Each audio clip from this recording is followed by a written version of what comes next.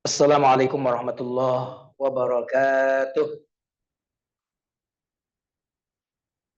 Alhamdulillah alladzi waffaqana wa hadana li hadza wa ma kunna linahtadiya laula an hadana.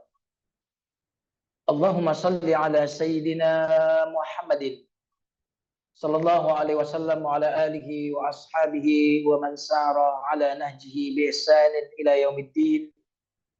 Amma ba'd.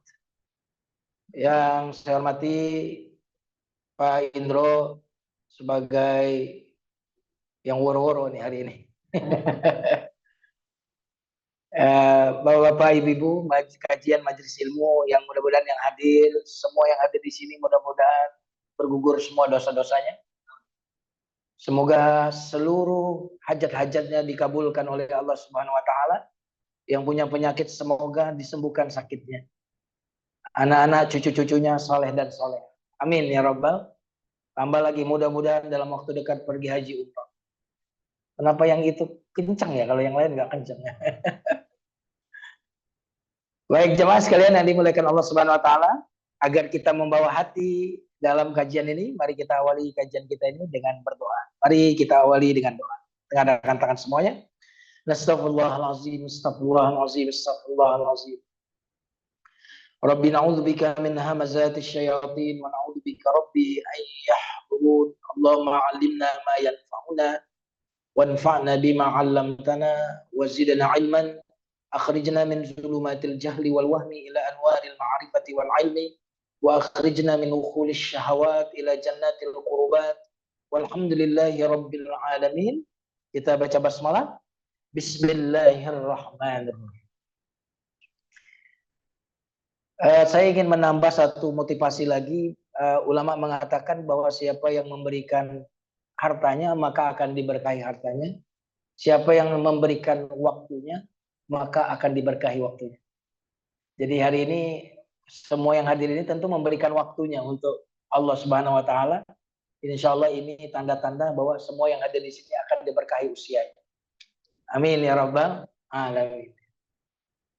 Tema kita hari ini tentang ajaklah hatimu beribadah. Ini tema yang sangat penting jamaah sekalian yang dimuliakan Allah.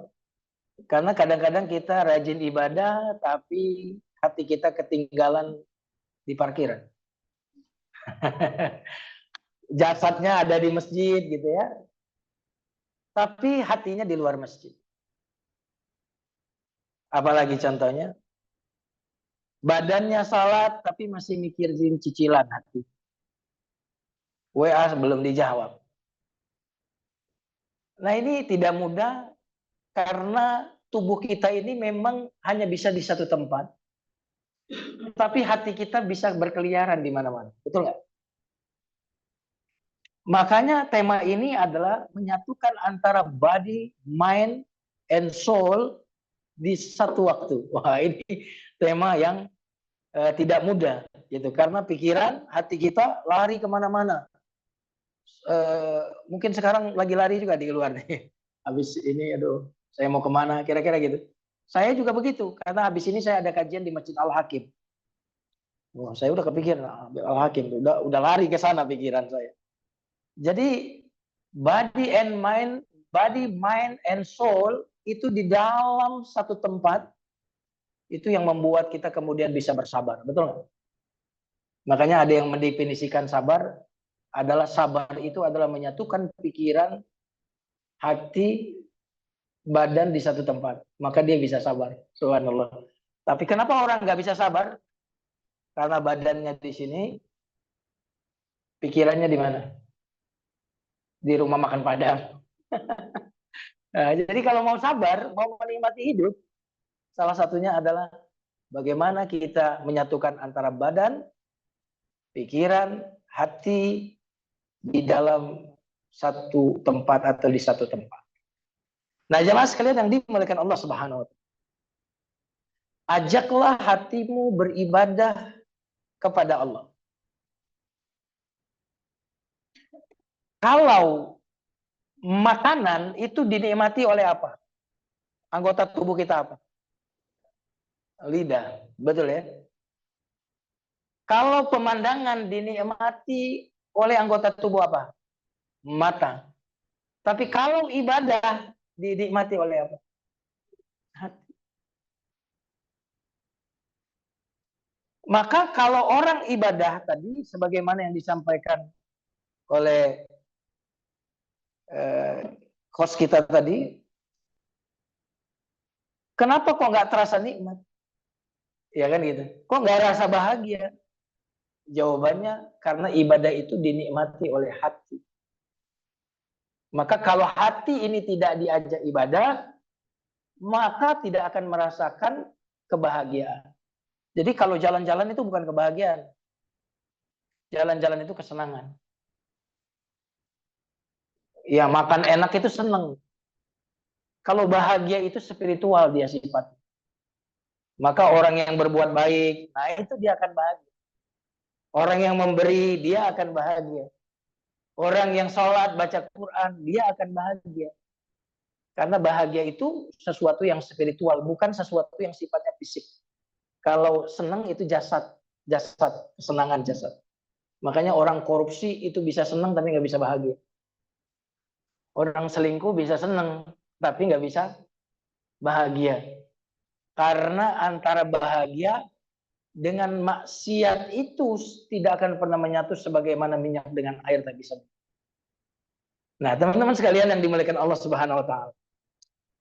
Allah Subhanahu wa taala berfirman di dalam surat Az-Zumar ayat 2, Allah berfirman, "Inna anzalna ilaikal kitaba bil haqqi fa'budillah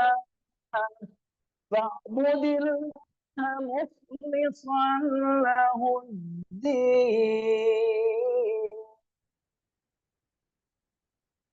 Ada Allahnya di sini ya.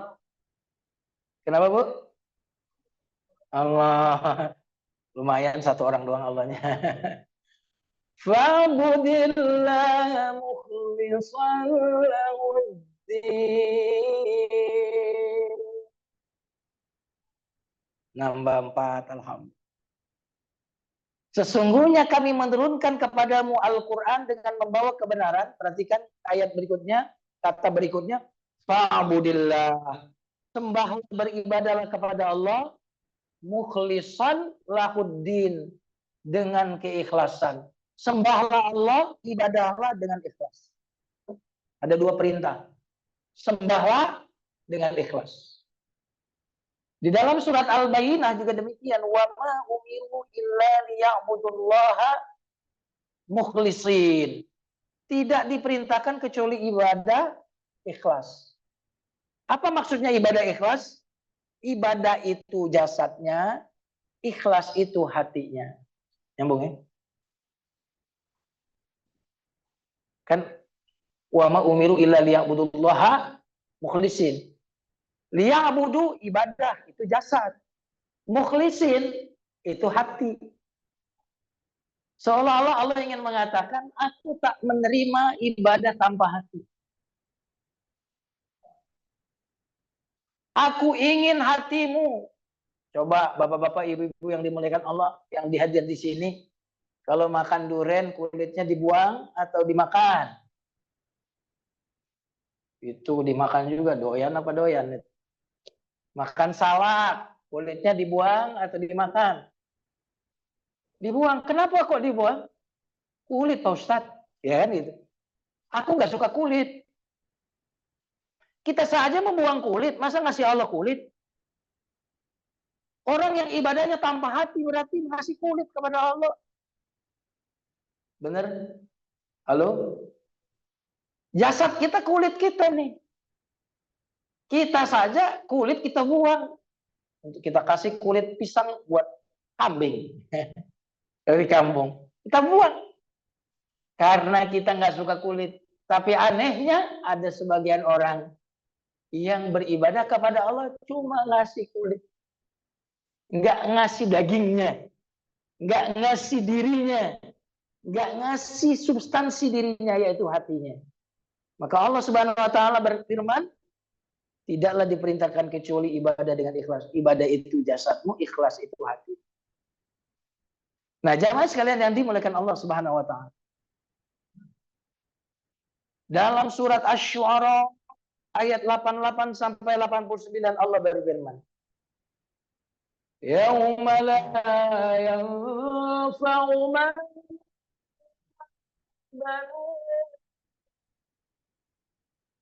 illa man atallaha biqalbin salim." Di hari di mana harta dan anak-anak tidak lagi berguna, kecuali orang yang datang kepada Allah dengan hati yang bersih. Yang datang kepada Allah dengan hati. Berarti perjalanan menuju Allah itu sebenarnya, hakikatnya perjalanan fisik atau perjalanan hati sebenarnya? Halo? Hati. Jadi pertemuan kita dengan Allah itu adalah pertemuan di hati. Tempat pertemuan kita dengan Allah itu di hati. Rumah ibadah yang jarang kita kunjungi adalah hati kita. Ramai itu rumah ibadah masjid. Tapi rumah ibadah yang sepi pengunjung adalah hati.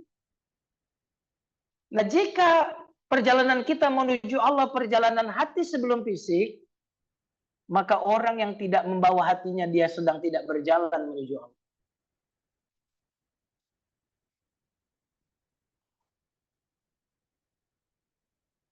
Halo? Kalau saya tanya halo, jawabannya hai. Halo? Hai, hai, bukan halo. Halo? Hai, masih hidup berarti alhamdulillah. Jadi yang datang kepada Allah itu hati. Makanya orang haji umrah travel itu cuma bawa fisik. Travel mau haji plus. Yang mereka lakukan cuma bawa fisik kita. Tapi soal hati itu nggak bisa urusan travel itu.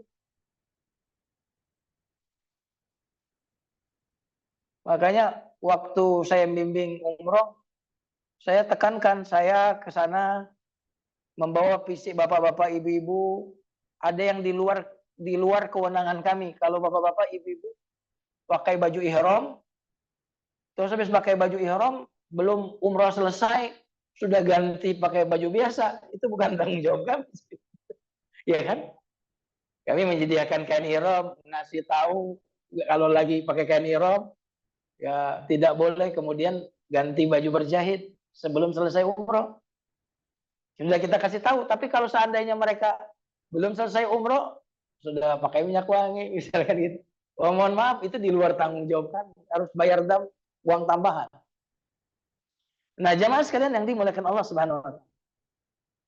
Jadi perjalanan menuju Allah adalah perjalanan hati. Bahkan perjalanan terjauh dalam kehidupan ini adalah perjalanan menuju hati. Maka yang tidak membawa hati, mengajak hati untuk ibadah, dia sedang tidak berjumpa dengan Allah karena pertemuan kita dengan Allah adalah di hati. Menarik sekali, Ibnu Qayyim al-Jauziyah itu punya ungkapan begini. Kalau di langit, Allah tuh bersemayam di arsy. Kenapa arsy? Karena ciptaan Allah yang paling luas itu arsy. Jadi bumi, lebih luas dari bumi apa? Langit. Yang lebih luas dari langit apa? Kursi. Wasi'ah kursi. Surat ayat kursi kan? Kursi Allah. Yang penting jangan bayangin kursi Allah itu kayak apa. Kalau kita bicara Allah tuh anunya koridornya walam yakul lahu kufuwan ahad. Itu kursi. Maksudnya kursi Allah itu apa? Walam yakul lahu kufuwan, pokoknya kursi aja. Lebih luas daripada langit. Apa yang lebih luas dari segalanya? Arsy. Ar-Rahman 'alal arsy istawa. Nah, karena Allah itu maha luas, maka Allah bersemayam di tempat yang luas. Bukan Allah butuh tempat. Tadi kan walam yakul lahu kufuwan ahad. Itu koridornya begitu. Allah bersemayam di atas karena arsy itu makhluk Allah yang paling luas. Nah, kalau di langit Allah bersemayam di arsy, nah kalau di hati semua tempat kecil kalau di bumi ini. Di bumi ini nggak ada tempat yang luas, semuanya sempit. Kalau demikian Allah di bumi ini, kata Ibnul Qayyim Al-Jauziyah, di bumi ini Allah bersemayam di hati. Subhanallah. Maka kalau mau bertemu Allah, kunjungi hati kita. Kalau mau berjalan menuju Allah, bawa hati kita. Ulama mengatakan, kenapa sih hati? Jawabannya begini, aku ini kata Allah raja. Aku hanya mau menemui rajamu. Rajamu itu bukan matamu, bukan tanganmu, bukan kakimu. Rajamu itu adalah hatimu. Ingatlah di dalam tubuh kita ini ada segumpal darah. Gitu. Jika dia baik, anggota tubuh yang lain baik. Jika dia buruk, anggota tubuh yang lain juga buruk. Ingatlah dia adalah hati. Hati ini adalah raja bagi jasad yang lainnya. Karena itu, aku tidak akan menerima kedatanganmu tanpa engkau membawa raja. Coba, aku raja dan tidak menerima kedatanganmu kecuali engkau membawa raja yang ada di dalam tubuhmu itu, yaitu hati. Nah, jamaah sekalian yang dimuliakan Allah Subhanahu wa taala. Dalam surat, wah ini kok nggak ada suratnya, ayatnya ada, suratnya nggak saya cantumin. Mohon sebentar. Tanya Mbah Google. Man khasyiyar rahman bil ghaib wa jaa biqalbin. Silakan baca surat Qaf ayat 33. Qaf. Hadza ma tu'aduna likulli awwab akhir. Man khasyiyar rahman bil ghaib wa jaa biqalbin munib. Surat Qaf, kalau nggak salah surat 50 surat Qaf itu, inilah yang dijanjikan kepadamu, yaitu kepada setiap hamba yang kembali dan menjaga diri. Yaitu orang yang takut kepada Rabb-Nya yang Maha Pemurah, padahal dia tidak bisa dilihat oleh matanya. Dan dia datang dengan hati yang kembali. Waja'a biqalbin, dan dia datang kepada Allah dengan hati munibin yang kembali. Jadi beberapa surat tadi menunjukkan bahwa perjalanan kita dengan Allah itu perjalanan hati sebelum fisik. Saya mau bertanya jamaah sekalian, kenapa orang munafik itu ibadah nggak sih? Kalau saya tanya, ibadah kan? Betul nggak? Sholat nggak? Sholat nggak? Sholat. Kira-kira dia ikut pengajian Nabi nggak sih?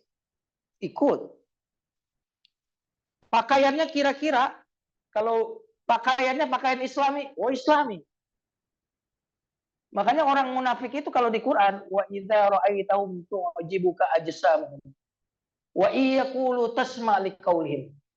Kalau kamu melihat orang munafik, kamu akan terkagum-kagum dengan jasad mereka, tubuh mereka. Penampilan mereka itu kamu akan kagum. Kalau mereka berkata-kata, luar biasa kata-katanya, Quran hadis. Berarti orang munafik itu problemnya itu bukan ibadah fisik.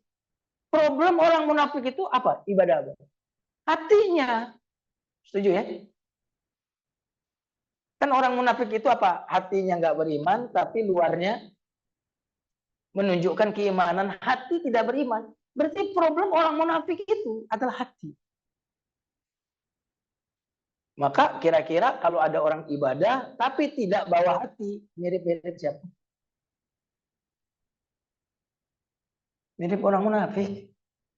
Coba baca surat 4 ayat 142. Surat An-Nisa.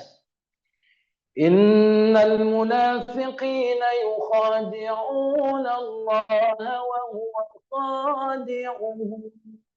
Wa idza qamu ila as-salati qamu kusala yura'una الناس ولا يذكرون الله إلا قليلا. Sepi bener nih dunia. Biar nggak ngantuk dong. Allah gitu. Saya nggak ngantuk, Bapak nggak ngantuk. Karena sama-sama ngantuk ini. Innal munafiqina, sesungguhnya orang-orang munafik, yukhadi'un Allah. Mereka menganggap bisa menipu Allah. Wa huwa khadi'uhum. Padahal Allah lah yang kemudian membuat mereka tertipu. Wa idza qamu ila shalah, kalau orang munafik salat. Qamu kusala, males-malesan salat. Berarti kalau malas itu problem apa? Jadi kalau lemah itu apa? Mau tapi tak mampu, itu lemah. Kalau malas apa? Mampu tapi tak mau. Berarti problem orang munafik itu problem hati. Males-malesan, enggak sungguh-sungguh. Hatinya bukan untuk Allah, tapi untuk manusia. Yura'unan nas. Nah, jamaah sekalian yang dimuliakan Allah, maka kalau luar sama hati berbeda, itulah munafik. Apabila berkata, dusta. Apabila berjanji, ingkar. Diberi amanat, khianat. Berbeda antara mulut, hati dengan perbuatan, itulah munafik. Orang yang beriman, gentle. Ya, luar, dalam, sama indahnya. Sama bagusnya. Apa yang ada di hati, itu yang ada di perbuatan. Apa yang diucapkan, itu yang ada di hati. Subhanallah. Ini tema ini, walaupun nikmat sekali membahas tema ini, tapi berat sekali membahas tema. Berat. Nah, jamaah sekalian yang dimuliakan Allah Subhanahu wa Ta'ala.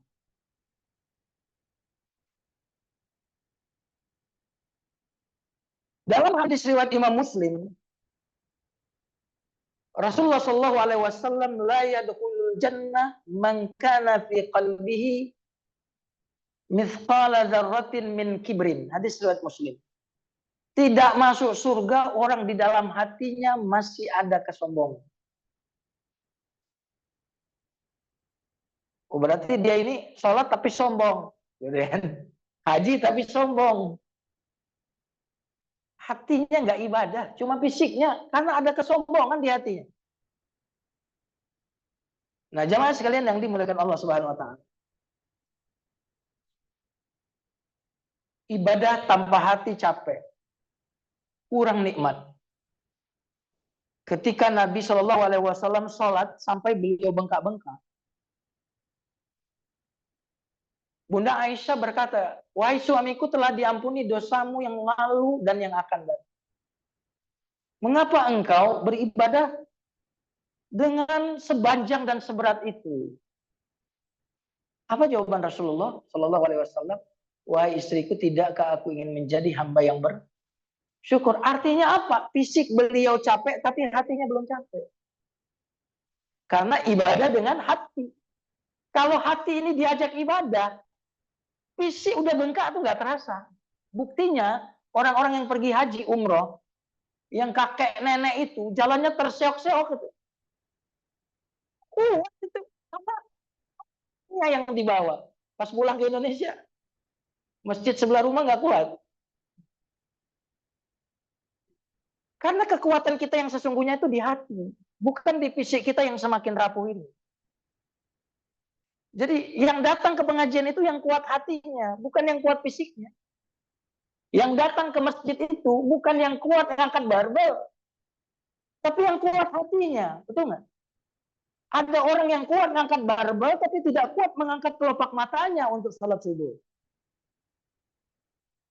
Kuat nge-gym, kuat lari, kuat goes. Maaf yang suka goes. Gak apa-apa goes, saya juga suka goes juga, Pak. Saya sama jamaah masjid biasanya suka dipaksa ikut. Sekali-sekalinya ikut ke Blitar saya. Kerjain sama jamaah. Alhamdulillah. Jadi kalau fisik kita capek, hati belum capek, nggak terasa itu. Makanya Nabi apa bengkak-bengkak. Aisyah yang komentar. Kalau kita beda. Fisiknya belum capek, hati yang udah capek. Benar? Halo? Sebenarnya belum lama, pengajian kita ini belum lama loh. Enggak, maksudnya kita mulai tadi kan telat. Subhanallah. Nah, jemaah sekalian yang dimuliakan Allah, maka kekuatan tubuh ada di dalam kekuatan hati. Maka siapapun yang ingin kuat tubuhnya, kuatkan hati. Nah, jemaah sekalian yang dimuliakan Allah Subhanahu wa taala.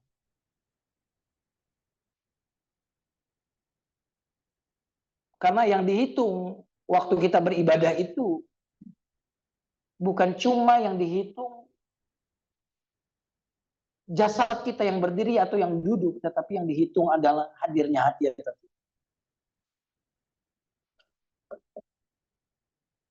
Nah, jemaah sekalian yang dimuliakan Allah Subhanahu wa taala. Kalau hati tidak diajak, ibadah berat, kering. Tapi kalau hati ikut hadir, ibadah terasa nikmat, ringan, bahkan dirindukan. Karena yang bisa mencicipi ibadah itu hati. Gitu. Tadi makanan yang bisa mencicipin itu lidah. Nggak bisa makanan terus kita oleskan ke tangan kita, udah manis gitu. Nggak bisa. Yang bisa apa? Lidah. Kalau lidah nggak diajak nyicipin, nggak tahu, nggak terasa nikmat. Ibadah kalau hati nggak diajak, ya nggak terasa nikmat. Akhirnya berat. Makanya di dalam hadis Nabi di ayat puasa nanti sering dibacakan oleh Ustadz kita yang kultum, betapa banyak yang puasa tidak dapat kecuali lapar dan haus, physically. Hatinya sih nggak puasa deh. Betapa banyak yang sholat malam tidak dapat kecuali capek dan lelah. Nah, jemaah sekalian yang dimuliakan Allah Subhanahu wa taala. Makanya guru kami di Timur Tengah itu mendefinisikan ibadah itu dengan begini. Kata beliau, ibadah adalah ketaatan sukarela didasari oleh ma'rifah. Ma'rifah tahu nggak? Didasari oleh ma'rifah artinya pengenalan terhadap Allah. Ibadah sukarela, berarti nggak dipaksa ibadahnya. Yang didasari oleh ma'rifah. Ma'rifah pengenalan tentang Allah. Yang diselimuti rasa cinta. Yang melahirkan bahagia. Itu definisinya. Coba kita lihat. Kalau saya peragakan begini. Ibadah adalah ketaatan sukarela fisik yang didasari oleh ma'rifah, yang dibungkus dan diselimuti rasa cinta, gitu. Yang melahirkan bahagia. Berarti apa? Orang kalau ibadahnya benar, melibatkan hati, pasti bahagia. Nggak mungkin. Karena bahagia itu bukan fisik, bahagia itu hati. Nah, jamaah sekalian yang dimuliakan Allah Subhanahu wa taala.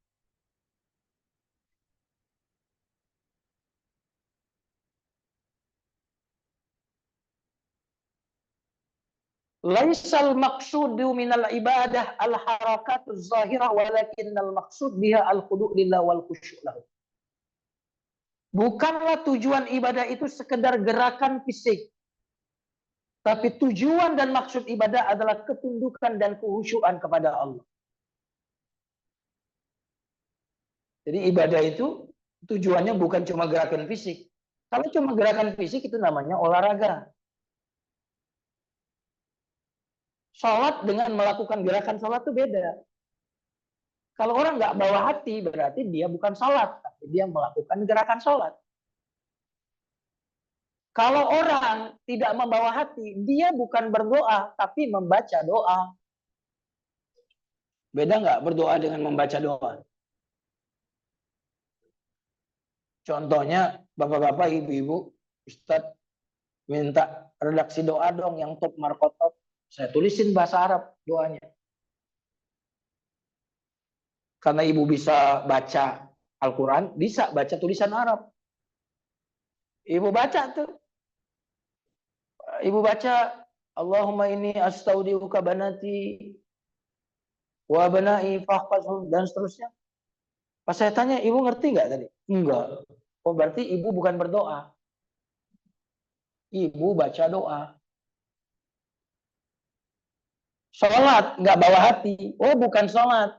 Tapi melakukan gerakan sholat. Saya doa Ustadz nggak dikabulkan. Oh boleh jadi kamu nggak berdoa, makanya nggak dikabulkan. Kamu cuma baca doa. Kan yang dijanjiin dikabulin apa? Berdoa, bukan baca doa. Iya kan? Yang dijanjikan sholat mencegah perbuatan keji dan murtad, kamu yang sholat, bukan yang melakukan gerakan sholat. Nah jamaah sekalian yang dimuliakan Allah Subhanahu Wa Taala.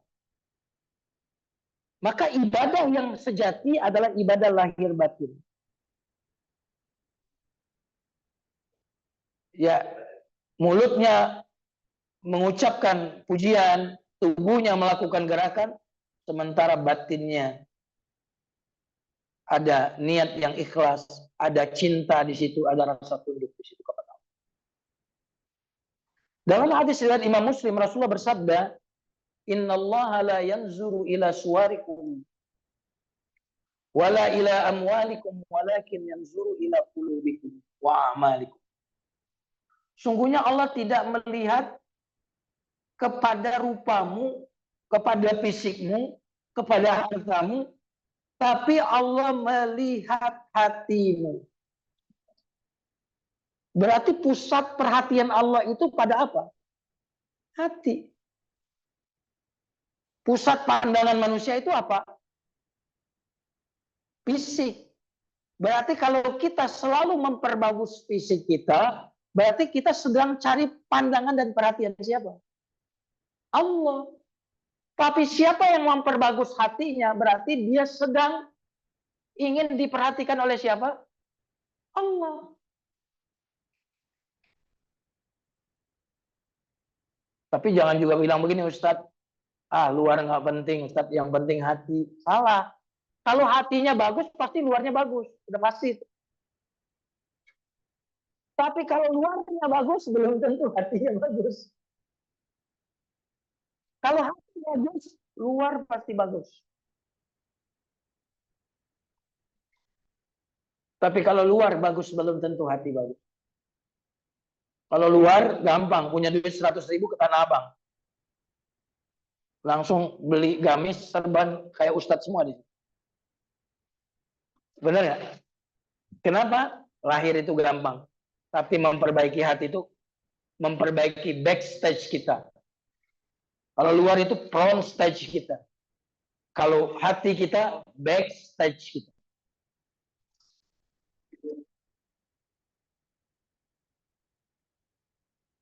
Makasih, Pak Indro. Maka dalam kitab-kitab hadis, semua kitab hadis biasanya akan memulai hadis itu di bab hati. Apa itu? Niat.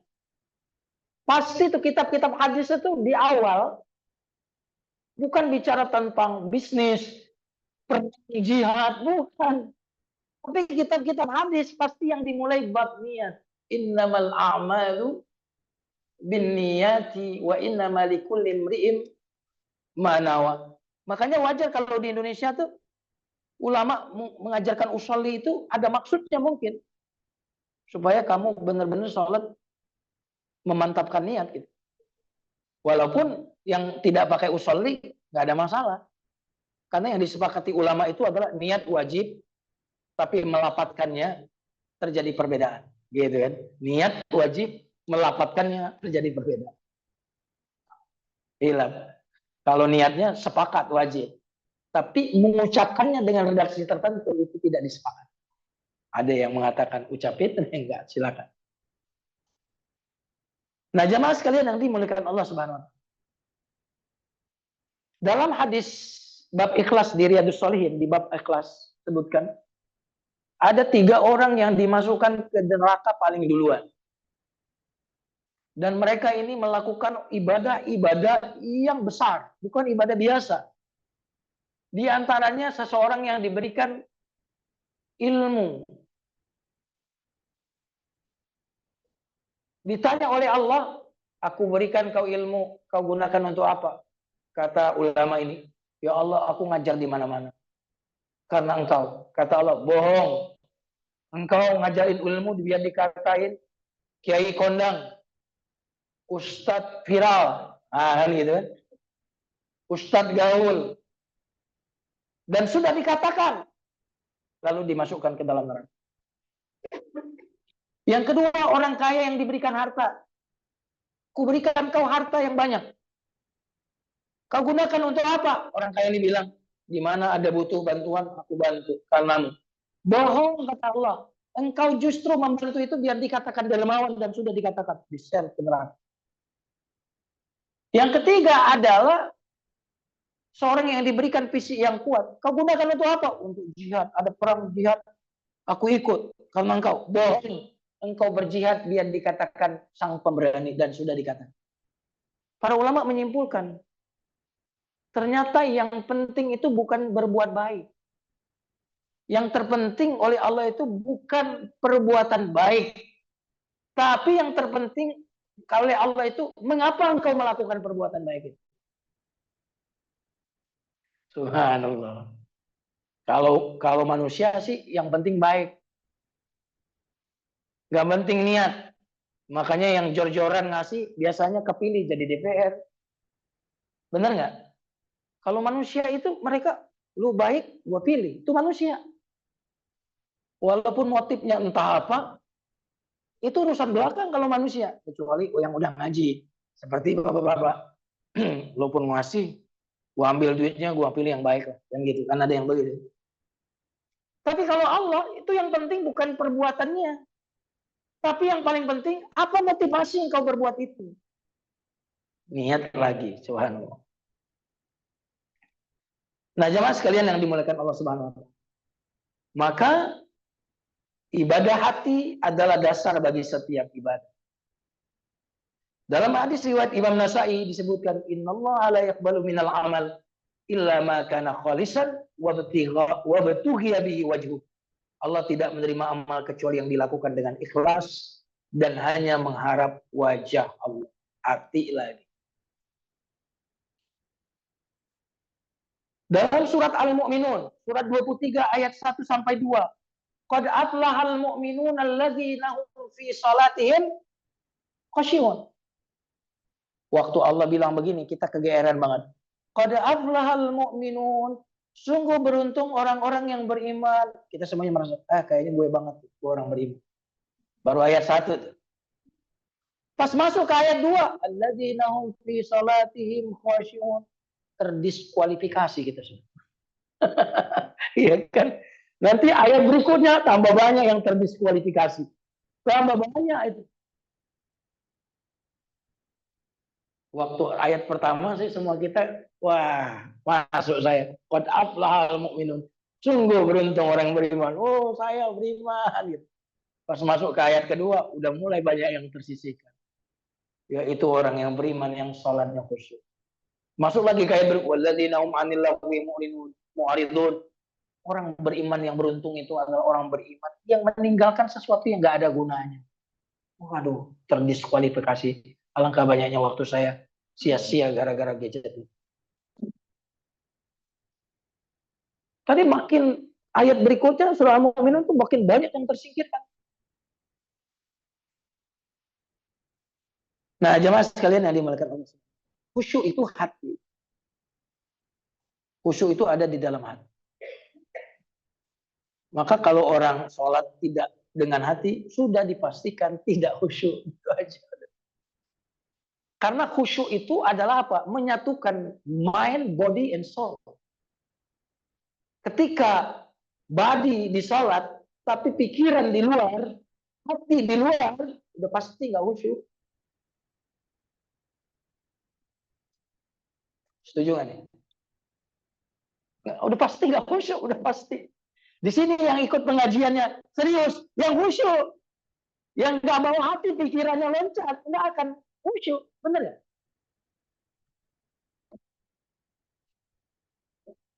Khusyuk Ustaz pada tidur, itu saking khusyuknya Ustaz pada tidur. Itu tanda meresap ke dalam hati Pak Ustaz.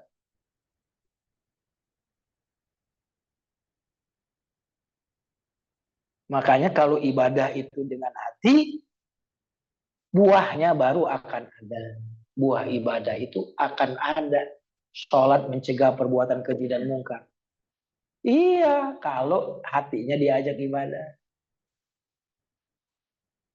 Makanya ada seorang murid tanya ke gurunya, guru, berapa ayat yang harus saya baca dari Al-Quran sehari?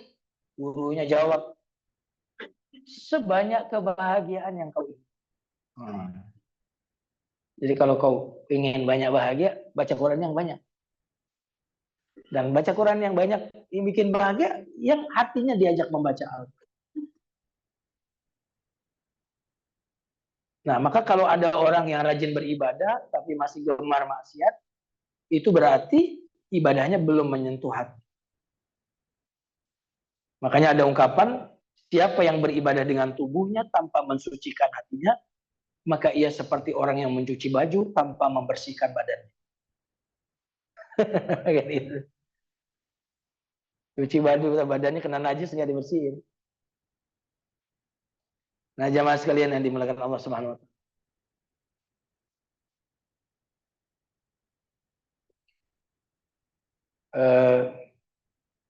Hati itu kan simbol cinta ya, benar ya? Kalau gambar hati biasanya seperti love. Ya, orang-orang begitu kan? Karena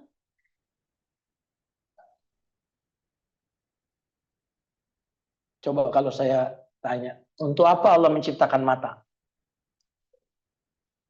Melihat. Untuk apa Allah menciptakan telinga? Mendengar. Untuk apa Allah menciptakan hati? Gampang jawabannya. Untuk mencintai. Berarti ajak hati ibadah, artinya ibadahlah dengan cinta.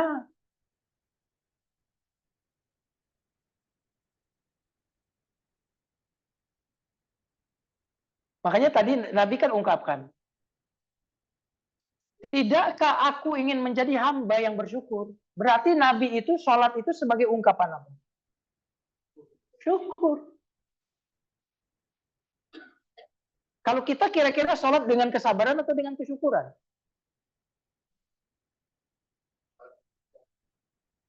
Halo? Ya berarti dengan kesabaran kalau kewajiban. Makanya itu yang membuat kita nggak menikmati sholat. Tapi kalau Nabi sholat untuk mengungkapkan rasa syukur. Jadi itu problemnya begitu sebenarnya. Saya sering mengibaratkan cinta itu seperti aliran listrik yang ada di AC, yang ada di display ini, yang ada di sini. Kalau seandainya listrik itu dimatikan, maka ini kehilangan fungsi. Begitu juga ibadah itu ketika ketiadaan cinta. Dia kehilangan buahnya. Nah, maka penting sekali kita menyeret hati kita, seret hati kita dalam beribadah kepada Allah Subhanahu wa taala.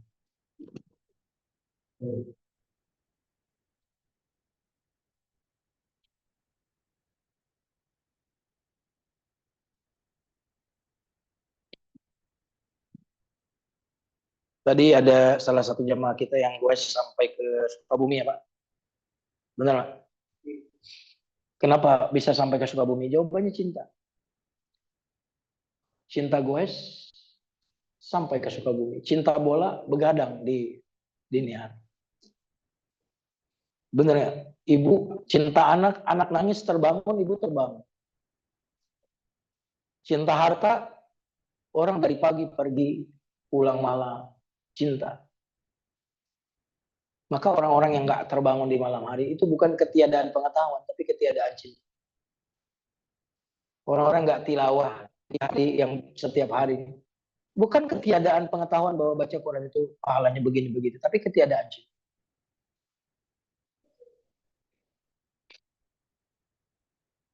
Dan cinta itu selalu buta. Kalau nggak buta nggak cinta. Makanya yang suka sepeda Beli ininya sampai sekian puluh juta. Kenapa? Cinta itu. Ah, hobi. Makanya hobi sama goblok beda-beda tipis katanya. Beli ikan koi satunya 20 juta. Hobi. Hobi sama goblok beda tipis kan. Waktu mati takziah yang banyak takziah orang. Takziah. Kenapa takziah? Meninggal. Proses pemakaman ikan koi. Emang kejadian makanya saya ceritakan. Maka jadikanlah ibadah itu tempat kita berjumpa dengan. Jadi ibadah itu adalah perjalanan kita untuk menemui Allah. Bukan sekedar kewajiban. Karena kalau kewajiban itu seperti beban, kita angkat, lalu kita taruh. Setelah kita taruh, kita bilang apa? Alhamdulillah. Kan gitu ya. Coba bapak-bapak, ibu-ibu sering bilangnya, Alhamdulillah nikmatnya sholat atau Alhamdulillah sudah sholat. Jangan ada dusta di antara kita. Alhamdulillah sudah sholat atau Alhamdulillah nikmat banget sholat. Saya pernah kaget juga saya. Suatu saat saya sama istri kuliner menjelang maghrib. Jadi memang diusahakan waktu itu makannya kalau bisa habis maghrib nggak makan lah. Waktu itu program diet. Kuliner lah kita sebelum maghrib. Setelah makan, azan dikumandangkan. Kebetulan di situ ada dekat masjid. Datanglah saya situ. Ada yang azan dan saya lihat waktu setelah qomat nggak ada yang maju imam. Ya terpaksa saya maju. Selesai ya kayak maghrib ya. Sunahnya nggak terlalu panjang suratnya. Al-Kafirun, Al-Ikhlas gitu. Habis sholat saya diomelin sama supir taksi karena dia pakai baju seragam taksi. Bapak kok sholatnya kurang panjang itu bacaannya. Baru sekali saya diomelin. Pendek banget sih bacaannya gitu. Lain kali kalau sholat di sini lagi agak panjangan dikit ya. Subhanallah, saya bilang sekali-kali ini seumur hidup saya diomelin karena terlalu pendek. Biasanya diprotes kepanjangan. Subhanallah. Saya bilang bagus sekali hati Bapak ini. Dalam hati saya. Super taxi bagus sekali. Dan itu kejadian nyata, Pak. Bukan karangan karena saya berceramah. Memang kenyataan dalam perjalanan. Ada yang bilang begitu. Kenapa? Ya mungkin dia membawa hatinya. Sehingga dia menikmati. Nah, jemaah sekalian yang dimuliakan Allah. Nah, berarti tips yang pertama, agar kita bisa membawa hati, jadikan ibadah itu tempat berjumpa, ruang pertemuan kita dengan Allah. Waktu yang kita tunggu-tunggu untuk bercerita kepada Allah. Waktu yang kita nanti-nanti untuk berkeluh kesah kepada Allah. Jadi waktu bertemu, waktu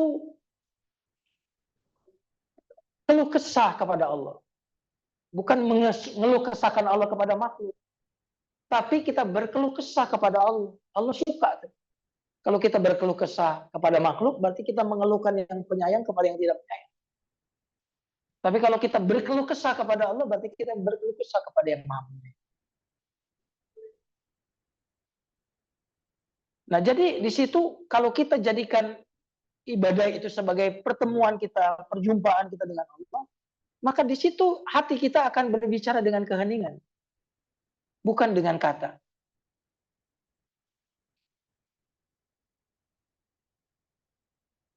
Maka ketika hati itu hadir dalam ibadah, maka ibadah itu berubah menjadi cahaya. Dan kata Ibnu Athaillah, cahaya adalah kendaraan hati menuju Allah. Oh, itu kata Ibnu Athaillah. Di hikmah yang ke 54 atau 53. Kan udah belajar Al-Hikam kan? Ada kan hikmah itu? Cahaya adalah kendaraan menuju Allah. Ada lagi, cahaya adalah pasukan hati gitu. Sebagaimana kegelapan adalah pasukan kegelapan. Pasukan apa gitu itu. Saya juga ngaji alikam juga di pengajian terbatas tapi di keluarga sekitar 12 orang. Ngaji alikam baru sampai ke hikmah yang ke-56 kalau nggak salah. Nah, jemaah sekalian yang dimuliakan Allah Subhanahu wa taala. Maka sholat itu adalah mi'rajnya orang. Siapa yang tidak naik kepadanya, maka ia hanya menunaikan bentuk tanpa hakikat. Jadi sholat yang tanpa hati adalah sholat yang berbentuk tanpa hakikat. Sholat formalistik, tidak sholat hakikat. Maka jangan biarkan ibadah berhenti di gerakan. Jadikan setiap rukuk sebagai tanda tunduk. Setiap sujud sebagai penyerahan. Dan setiap salam sebagai tanda cinta kepada sesama. Karena ibadah sejati bukan hanya apa yang terlihat, tapi apa yang terasa di dalam hati yang itu. Oh, itu bahasa itu. Makanya saya baca, karena saya bukan puitis, saya baca.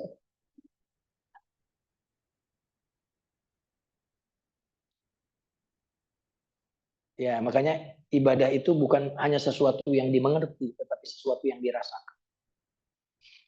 Bukan hanya sesuatu yang dilakukan, tetapi sesuatu yang dinikmati. Makanya saya melihat sebenarnya ibadah itu adalah hidangan Ar-Rahman. Maidatur Rahman. Maidah artinya hidangan.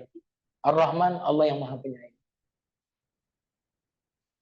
Ya, menu-menunya ada sholat ini, ada sholat itu. Itu menu-menu. Nah, mengajak hati ini harus dilatih. Ini nggak usah nunggu hadir hati baru sholat, nanti nggak sholat. Karena hati itu seperti anak kecil, kalau dibiasakan dia akan terbiasa. Maka latihan.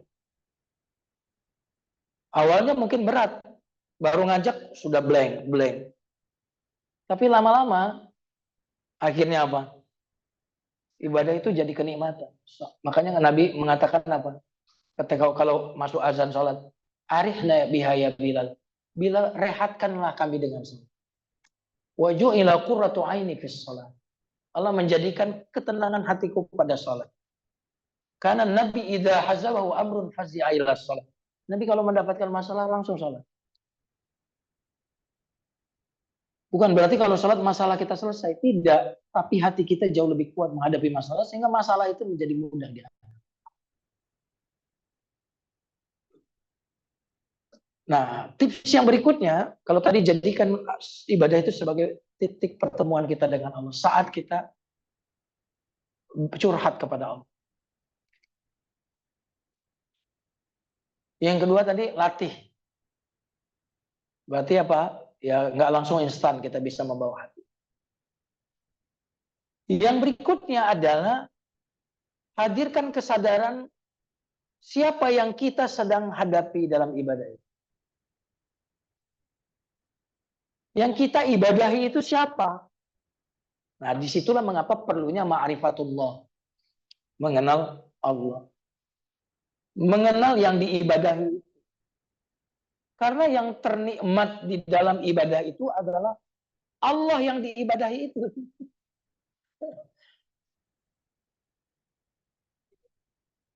Jadi yang paling nikmat di ibadah itu apanya? Ya Allah yang diibadahi itu. Nah, tidak akan merasakan nikmat kalau kita tidak tahu siapa yang sedang kita ibadahi. Nah, maka Allah mengenalkan siapa dirinya.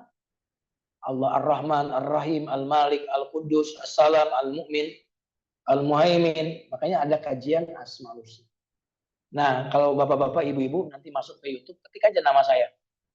Ustadz Jumharudin. Rata-rata kajian saya di YouTube itu tentang Asmaul Husna.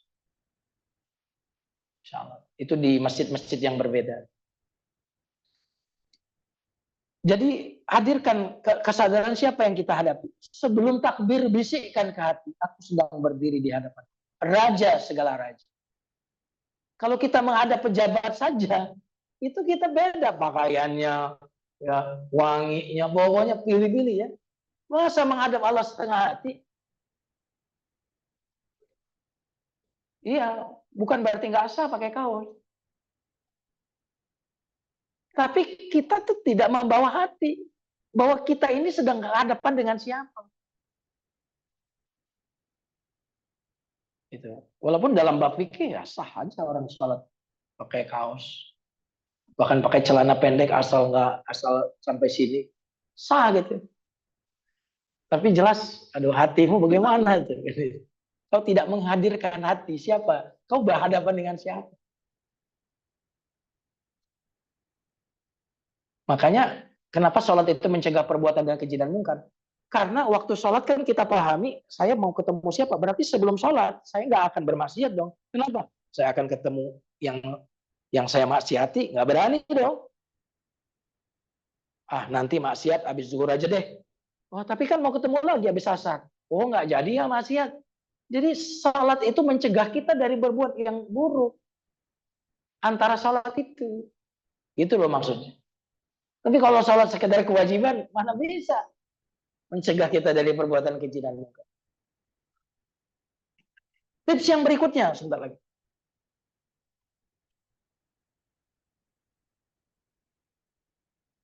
Pahami bacaan ibadah itu.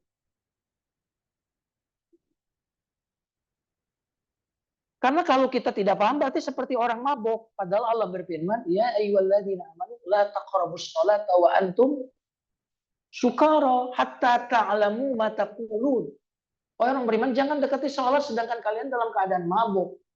Nah, orang dulu satu-satunya yang membuat mabuk mereka minuman. Dulu. Berarti kalau nggak minum, mereka tahu yang diucapkan itu sambar apa artinya. Nah, orang sekarang tuh maboknya bukan minuman gitu. Benar ya? Macam-macam maboknya, mabuk gadget lah. Mabuk film Korea.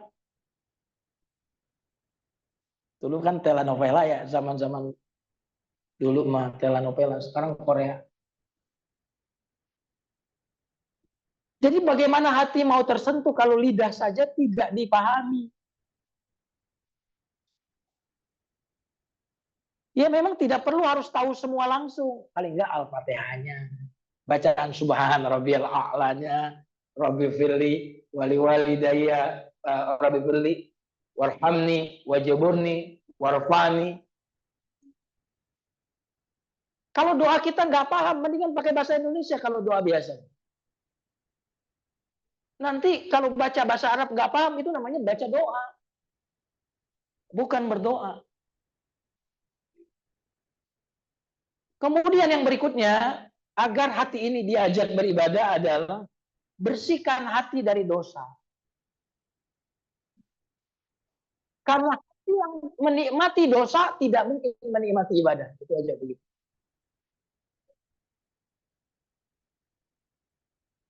Orang yang sudah menikmati, hatinya menikmati ibadah, tidak lagi terasa nikmatnya dosa.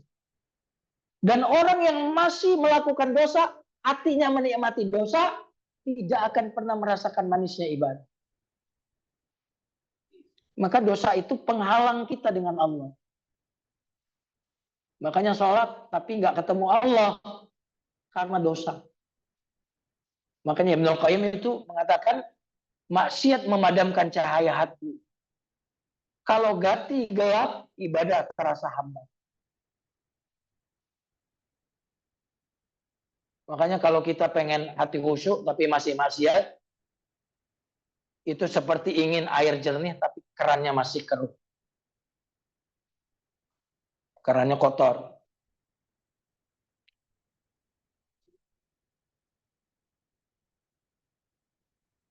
Nah, jemaah sekalian yang dimuliakan Allah, sebagai penutup,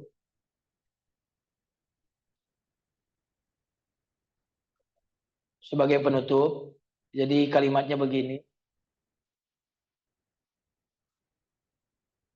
orang yang membawa hati dalam setiap ibadah adalah orang yang membawa hakikat dalam kehidupannya.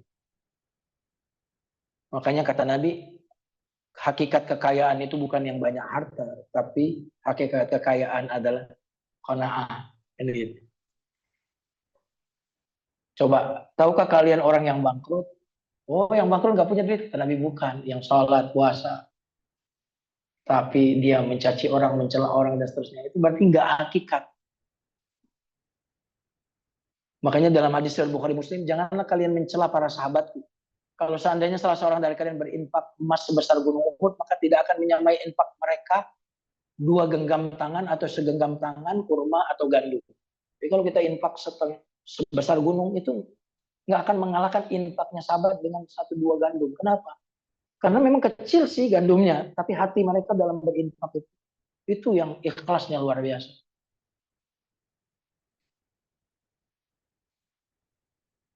Bisa jadi orang yang sholat malam namun hanya mendapatkan begadang saja. Betapa banyak orang yang sholat malam tapi tidak dirahmati oleh Allah. Sedangkan yang tidur justru yang dirahmati oleh Allah. Karena hati kan. Ya tidur udah niat ibadah. Tidurnya saja sudah mengikuti sunnah Rasul. Kira-kira gitu. Coba kita lihat hakikat. Rumah yang indah itu hanya bungkus. Keluarga yang bahagia itu isinya. Pesta pernikahan hanya bungkus. Sakinah mawaddah warahmah itu isi. Ranjang mewah hanya bungkus. Tidur nyenyak itu isi. Kekayaan itu hanya bungkusnya. Hati yang bahagia itu isi. Makanan enak hanya bungkusnya. Gizi, energi dan sehat itu isi. Kecantikan dan ketampanan hanya bungkusnya. Kepribadian dan hati itu isi. Bicara itu hanya bungkusnya. Amalnya itu isi. Buku itu hanya bungkusnya. Pengetahuan itu isinya. Jabatan hanya bungkus. Pengabdian dan pelayanan itu isinya. Harisma hanya bungkusnya. Akhlakul karimah itu isinya. Hidup di dunia ini bungkusnya. Hidup sesudah mati itu isinya. Utamakan isinya. Maksudnya hati. Namun rawatlah bungkus. Jangan memandang rendah dan hina setiap bungkus yang kita terima. Karena berkah tak selalu datang dari bungkus kain sutra. Melainkan juga datang dari bungkus koran bekas. Janganlah setengah mengerti mengejar apa yang tidak bisa dibawa mati. Wah, ini sebenarnya renungan tentang hakikat isi hati. Jangan terperangkap terjebak pada casing luaran tapi tidak substansial gitu. Wallahu a'lam bishawab. Ini yang bisa disampaikan, mudah-mudahan ada manfaat. Silakan.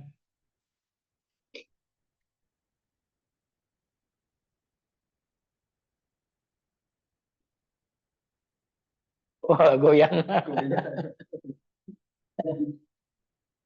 Ya, terima kasih. Alhamdulillah sudah kita dengarkan bagaimana setelah kita dengarkan semakin lama tadi, ternyata memang yang kita menjadi kunci dari mudah-mudahan kita selalu memberikan kita diri kita ya. Amin, amin ya Rabb. Sosial kita itu kita bisa mencapai pada amalan haji yang memang diharapkan kita lakukan pada teman-teman sekalian, kita masih punya waktu selanjutnya.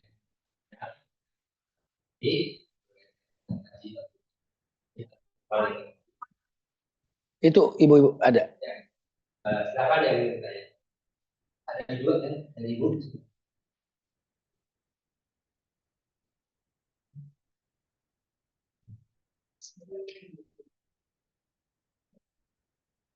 Assalamualaikum. Kita bicara Cerat.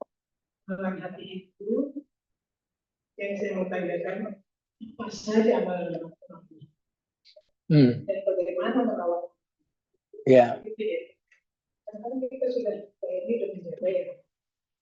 Tapi masalahnya ada di dalam hati kita ini.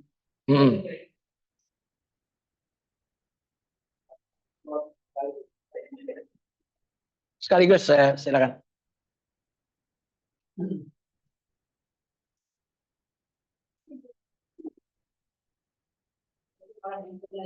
Salam.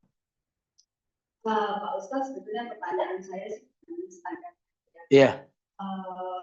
Seringkali itu kalau kita senang sholat ya, susah sekali itu konsentrasinya ya. Sholat asar itu kadang-kadang suka capek, pulang dari mana-mana capek gitu. Tapi kan harus dikerjakan. Itu bagaimana kita supaya sholatnya itu khusyuk kembali lagi, pikiran itu jangan kemana-mana kembali lagi gitu. Itu karena saya mengalaminya pas waktu sholat asar. Itu karena sudah terjadi bertahun-tahun, jam 3:30 kita pasti kebangun ya. Saya pasti kebangun. Itu katanya malam ya. Itu katanya kebangun itu mengingatkan kita untuk sholat tahajud gitu ya. Jadi kalau nggak kebangun itu rasanya kok nggak enak gitu. Yeah. Tapi itu juga kadang-kadang itu kayak masih ada untuk yang masih ada ini, jadi gimana sih mengendalikan kita supaya khusyuk ke dalam sholat. Kadang-kadang juga suka lupa. Jadi itu ada rakaat yang berapa gitu ya. Itu aja Pak Ustadz. Terima kasih. Iya. Oke. Siap. Asik. Ya, apa saja sih amalan hati? A'malul qulub itu, amalan hati itu diantaranya adalah ikhlas. Itu amalan hati. Yang kedua, tawakal. Tawakal juga amalan hati. Yang ketiga adalah cinta kepada Allah. Cinta juga amalan hati. Yang keempat adalah roja. Roja artinya hope, harap, berharap kepada Allah. Itu amalan hati. Khauf. Roja dulu. Yang berikutnya adalah khauf, rasa takut. Itu juga ibadah. Yang berikutnya adalah ridho. Ridho itu ibadah hati. Sabar, ibadah hati. Syukur, ibadah hati. Apalagi? Husnuzon, ibadah hati.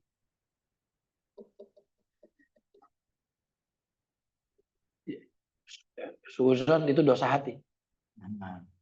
Suuzon dosa hati. Kalau husnuzon ibadah hati. Ya itulah diantaranya. Banyak ibadah-ibadah hati itu. Jadi dia lebih kepada perasaan kita kepada Allah Subhanahu wa Ta'ala. Yang dilakukan oleh hati. Rindu, cinta, ya, bergantung kepada Allah. Ya, ada banyak beberapa ibadah hati. Itu ya, Bu. Ya. Zikir, kalau zikir banyak ya. Ada zikir yang terkait dengan waktu, ada zikir pagi, zikir sore. Itu berarti yang memang dibaca di waktu pagi. Ada zikir mutlak. Zikir mutlak itu tidak terikat dengan waktu. Kapan saja bisa kita. Nah, salah satu yang bisa memperbaharui hati zikirnya itu la ilaha illallah. Karena Nabi mengatakan, jadidu imanakum bila ilaha illallah. Perbaharui iman kalian dengan la ilaha. Kemudian zikir subhanallah, alhamdulillah, Allahu akbar, itu adalah kalimatani khafifatani. Kalimat ringan di lisan, berat ditimbangkan, timbangan akhirat, dicintai oleh Ar-Rahman. Subhanallah, alhamdulillah, wa la ilaha illallah, wallahu akbar. Istighfar, itu adalah zikir. Apalagi zikir? Nah, sholawat. Intinya semua zikir itu baik. Zikir yang diajarkan oleh Nabi, ada buku namanya Hisnul Muslim. Nah, itu muatannya zikir semua di situ, dari Nabi semua. Atau buku Ma'thurat. Sebenarnya kalau kita rajin ke internet, semua itu bisa di-download tanpa membeli. Ma'thurat. Ma'thurat itu artinya zikir peninggalan Nabi. Artinya sumbernya Nabi. Ma'thurat. Itu sudah lengkap zikir-zikir yang ada di situ. Itu wallahu alam bishawab. Itu. Tadi pertanyaan yang kedua adalah tentang salat asar. Memang Bu, asar itu arti asalnya itu peras. Makanya jus bahasa Arabnya asir. Asir manggo berarti jus mangga. Asir burtukol jus jeruk.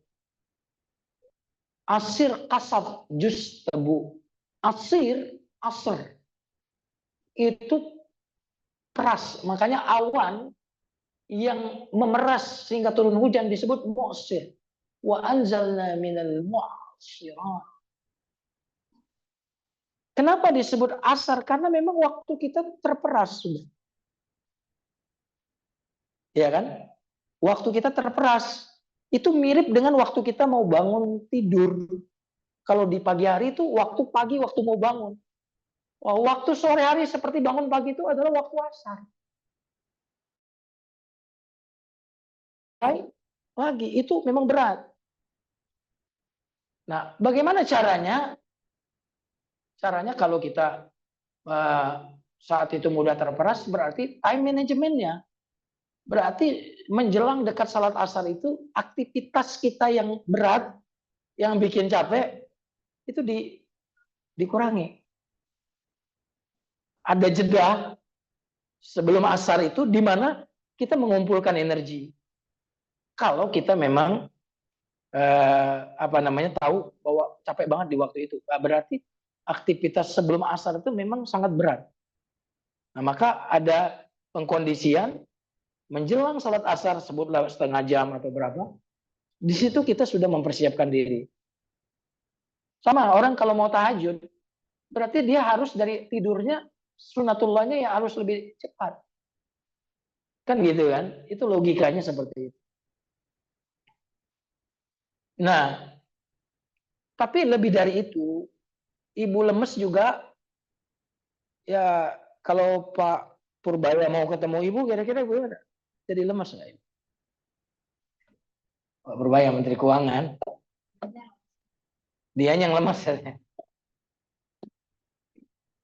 Jadi ketika kita tahu siapa yang ingin kita temui itu, maka itu juga maka di sininya dirubah. Salat itu jadi beban maka jadi berat. Sudah memang capek di waktu itu. Salat pun ibu anggap sebuah kewajiban, jadi berat. Ya, salat itu bukan cuma sesuatu yang harus dilakukan, tapi dinikmati. Bagaimana ibu melihat salat itu sebagai peristirahatan ibu? Kan bisa dirubah di mindset itu. Nah, itu salah satu caranya. Gitu ya, Bu. Wallahu a'lam bishawab. Itu ya.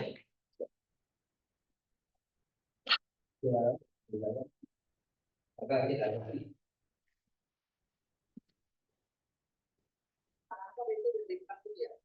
Kenapa, Bu?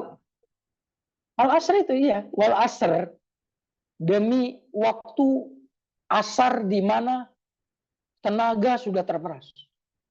Gitu. Monggo. Waalaikumsalam warahmatullahi wabarakatuh. Silakan. Tadi kami coba pahami penjelasan Pak Ustaz. Nah, kalau sehat, maka membangun ibadah hati itu coba memahami Betul sekali. hubungan kita ya, dengan kita Allah.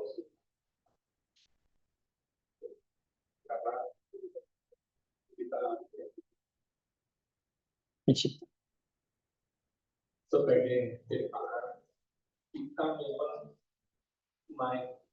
hati kita sering berhadapan dengan berbagai situasi. Ya.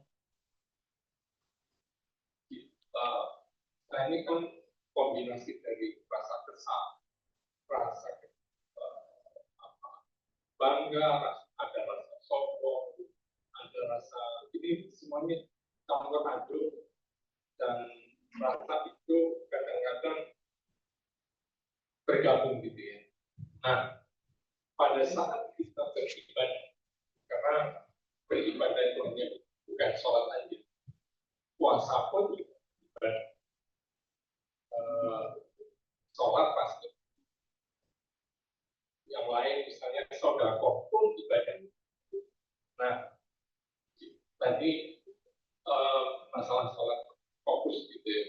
Memang itu tantangan karena kita dihadapkan pada berbagai situasi dan bagaimana pada saat kita waktu sholat kita bisa menghilangkan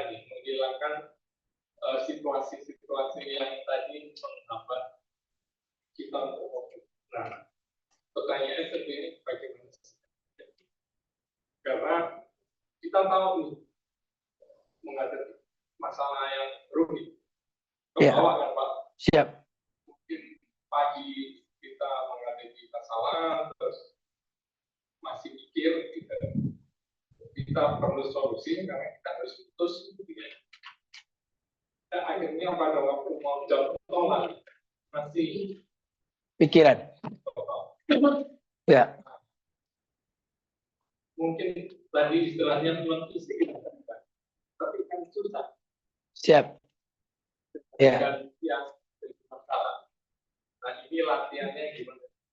Baik. Kita bisa menyisihkan waktu, katakan kalau sholat ini berkomunikasi dengan Siap. berkomunikasi sebagai hamba. Iya. Segala kelemahan di berbagai waktu, di berbagai kondisi. Ada masalah kita yang berat, ini ke bawah Pak, masalah anak, macam-macam. Ya, siap. Kalau itu masalah. Siap. Oke, terima kasih. Pertanyaan yang sangat bagus, Pak. Justru sholat itu adalah penolong kita menghadapi masalah. Allah berfirman dalam, jadi sholat itu adalah penolong kita dalam menghadapi masalah. Wasta'inu bis sabri. Jadikanlah sabar dan sholat itu sebagai penolong. Sholat itu adalah media komunikasi yang menghubungkan kita kepada pemilik kekuasaan. Jadi saat sholat, di mana kita mengadukan masalah kita kepada Allah. Justru sholat di mana kita saat banyak masalah, itu sholat yang biasanya akan terasa khusyuk. Karena kita menjadikan sholat sebagai media kita melemparkan berkas kita kepada Allah. Makanya di dalam surat Al-Ma'arij, Pak, justru sholat itu obat dari keluh kesah.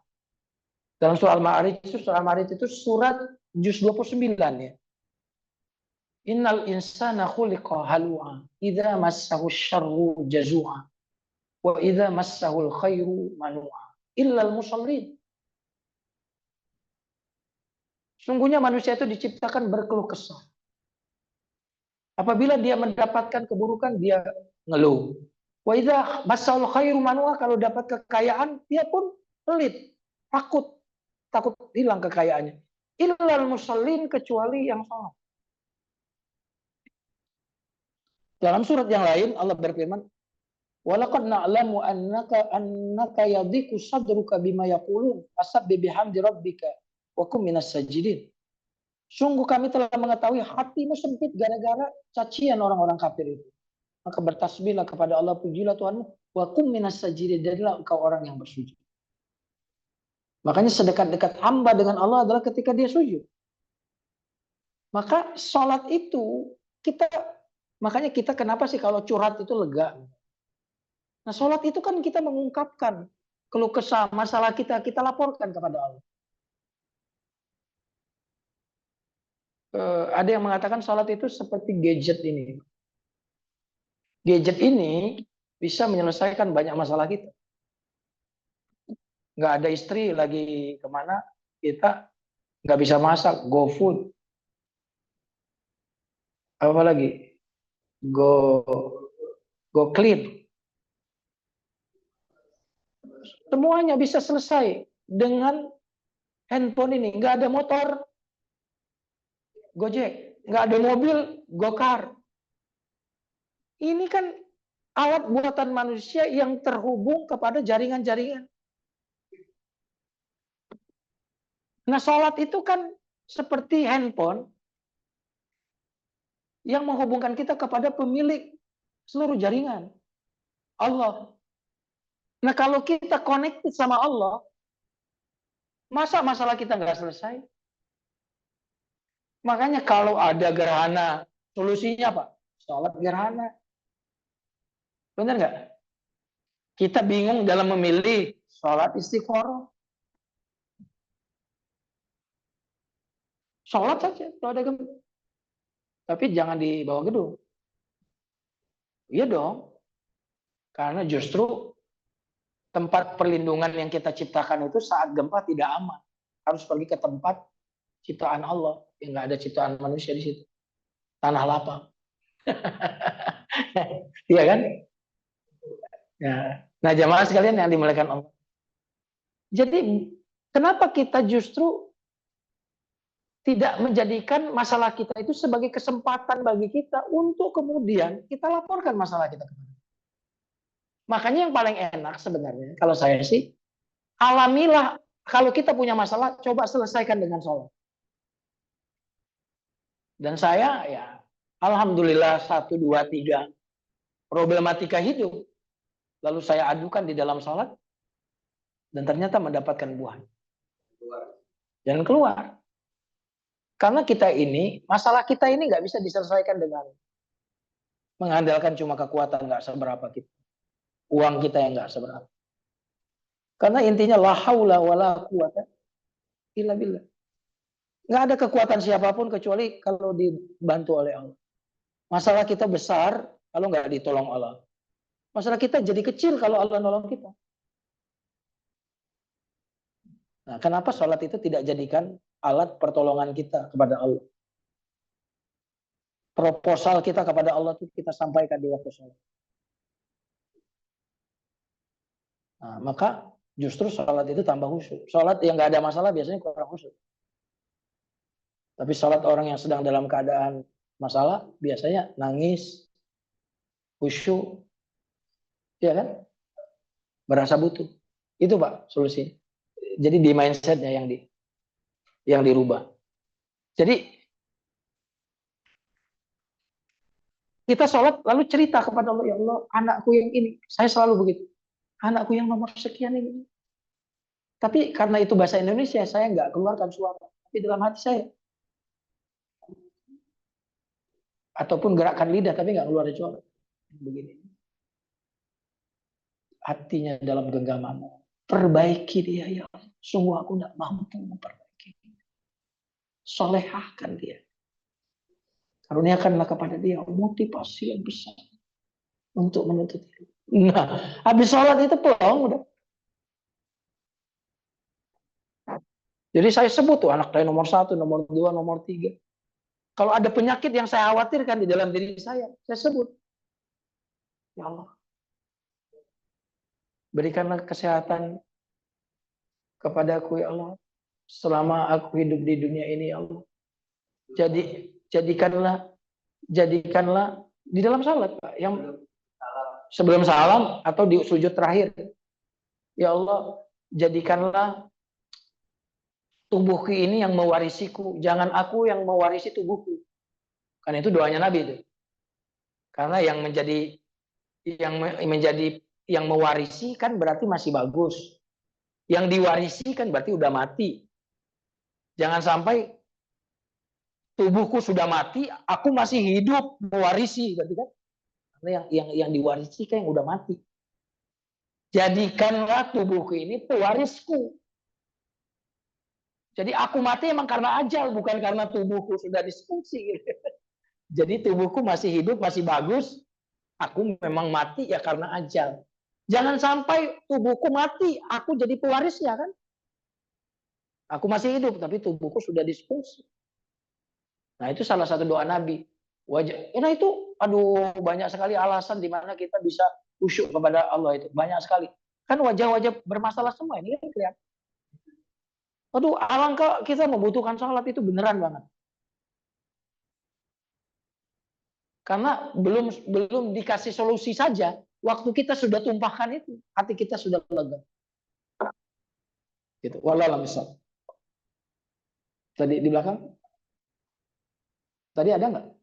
Oh iya, silakan. Waalaikumsalam warahmatullahi wabarakatuh.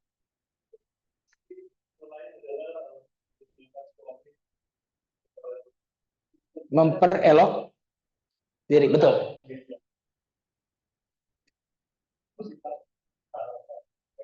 Kenapa nggak kedengaran? Kasih diharapkan. Oh, Nanti. iya, Subhan. Iya, luar biasa. Oh itu ya, itu aja pertanyaannya. Iya, iya. Jadi mempercantik itu justru dicintai oleh Allah. Innallaha jamilun yuhibbul jamal. Sungguhnya Allah itu maha indah, cinta kepada keindahan. Tapi operasi itu bukan mempercantik, tapi merubah. Ya, merubah.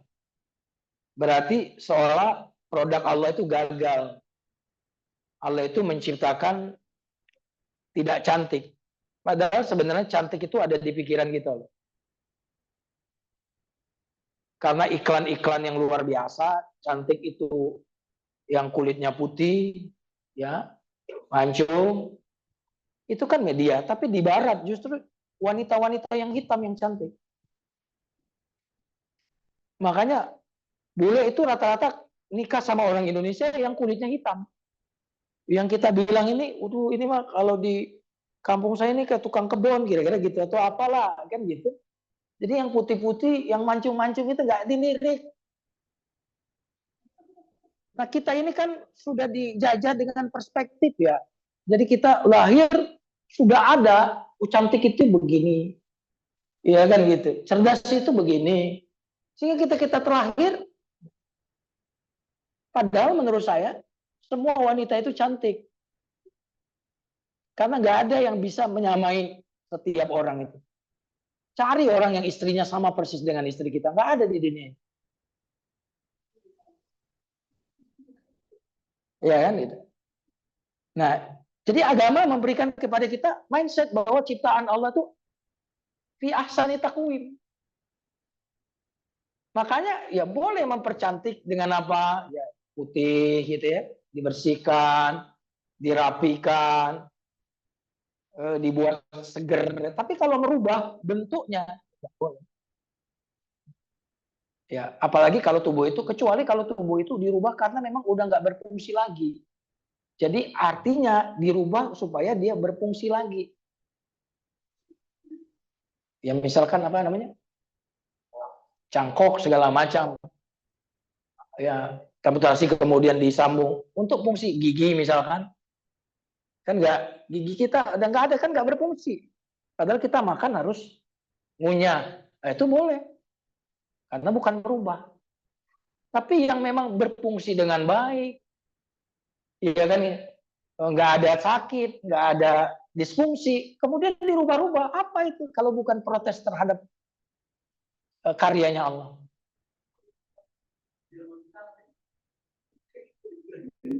Gini, saya ulang lagi, coba, ini menarik pertanyaan dia nih. Karena istri antum cantik, antum mencintainya, atau karena antum mencintainya dia cantik? Mana yang lebih besar? Kenapa orang-orang bercerai? Karena udah nggak cocok lagi. Kenapa udah hilang cinta? Jadi hati yang mencintai tidak akan melihat aib sang kekasih.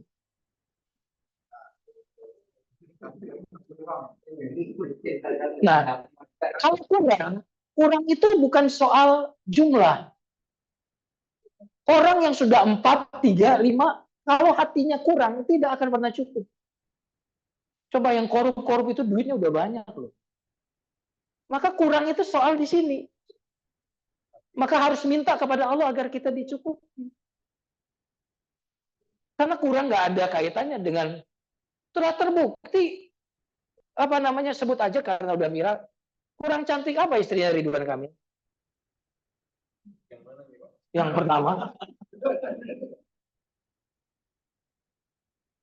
Tapi kan kalau nanti nikah lagi yang kedua, kalau hatinya kurang, dunia ini tidak ada apapun yang bisa mencukupi hati orang yang kurang. Tapi jika hati cukup, tak ada apapun yang bisa memiskinkan orang yang hatinya cukup. Setuju nggak? Iya. Jadi jangan pikir kalau kita nambah 2, nambah 3, itu walaupun boleh, itu akan membuat kita merasa cukup. No way. Ya, no way. Enggak. Oh ya, satu hilang. Itu artinya membangun untuk merubuhkan bangunan yang lama. Iya sih, kalau bangunan itu cuma ibunya, tapi anak-anaknya hancur. Saya gitu. Tidak semua yang kita inginkan kita turuti dalam hidup ini. Kalau saya prinsipnya ingin, laki-laki normal ingin. Cuma itu maslahat enggak? Enggak maslahat, coret. Kalau maslahat baru lakukan. Gitu. Wallahu a'lam bishawab. Kalau cinta itu kan dari hati. Padahal merubah betul tadi itu kan buat mata, tidak dari hati. Oh iya, betul. Iya. Makanya apa sebenarnya? Ya, maka bunga itu kan indah bagi hati yang indah. Tapi hati orang nggak indah ada bunga, protek begini. Tapi kalau orang hatinya indah, lihat bunga bisa begini, kan gitu. Puisi itu akan terasa indah bagi hati orang-orang yang lembut. Maka lihatlah ciptaan Allah itu sebagai karya terbaik Allah. Anak kita karya terbaik Allah, istri kita terbaik. Kalau yang lain itu masih saya duga baik. Kan masih diduga baik, masih di sini. Pas dialami, ya kok begini. Masih bagusan istri saya dulu. Wah, itu banyak orang yang begitu. Jadi apa yang telah terjadi pasti itu lebih indah, lebih baik daripada yang mungkin terjadi. Nah, itu bahasanya Imam Al-Ghazali begitu. Baik, kita cukupkan ya, Pak Indra. Baik, kita tutup dengan doa. Mari kita angkat tangan. Astagfirullah. Allahumma shalli ala sayyidina Muhammad wa ala ali sayyidina Muhammad. Ya Hayyu ya Qayyum bi rahmatika nastaghis. Aslih lana sya'nana kullahu wa la takilna ila anfusina tarfata 'ain. Allahumma ati nufusana taqwa wa zakkiha anta khairu man zakkaha anta waliyuha wa mawlaha. Allahumma arinal haqqa haqqan warzuqna ittiba'ahu wa arinal batila batila warzuqna ijtinaba. Ij'alna mimman yastami'una al-qawla fayattabi'una ahsana. Rabbana atina fid dunya hasanah wa fil akhirati hasanah wa qina adzabannar. Subhana rabbika rabbil izzati amma yasifun wa salamun alal mursalin. Alhamdulillahi rabbil alamin. Makasih Pak Indro dan teman-teman semuanya. Wassalamualaikum warahmatullahi wabarakatuh.